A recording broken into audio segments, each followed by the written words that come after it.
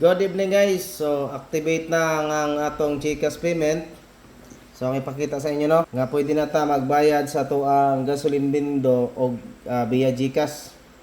So imo na siyang pinduton, mamili ka og by rates ni siya guys, by rates dili para sa tong hulog nga bisag pila lang amount pero kani siya may mga rates ta nga pwede butang. So kunyari magbayad magbakal tag 1 liter. Akainto ka na lang half liter na. Yan. Tapos, mag-generate siya QR code. Yung gamit ang GCash. Atong GCash ay. Atong GCash.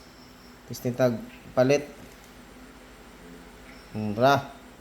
So, sa ato sa tanaw na ito ang LCD. Wala na sa credit. Piso pa na. Okay. Dayon, bayad ta. Bayad. Inigbayad na to na guys. Wala na siya kinani ang OTP. Nga, mo-appear na siya dito na 33, receive payment 33. Dili po nagsibo na siya count 33 kasi 33 ang atong giset na. Ayan. Diba? Successful payment o niya dayon dahil na kay bayad, pwede na kamo start. No, yan, dispensing. Okay. So ina na lang no.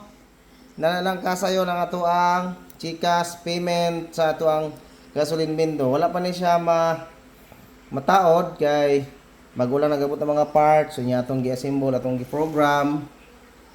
Nya dayon active na.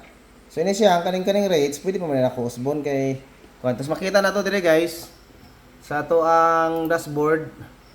Makita na to dire ang earnings sa akong mga testing abot na siya 100 oh. Na makita ng earnings dire. Sales.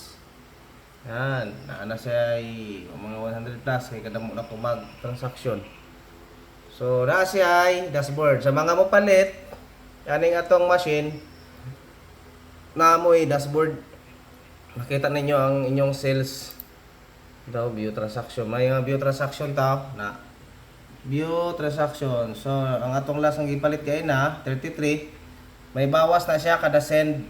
33 man to, 32 ra na abot ayo. So, inanita ka high-tech guys no. So, muna nga sa mga kuwan diha. Shout out lang mo diha, shout out sa mga interesado. Chat lang, istoryahan ta sa abot. Okay.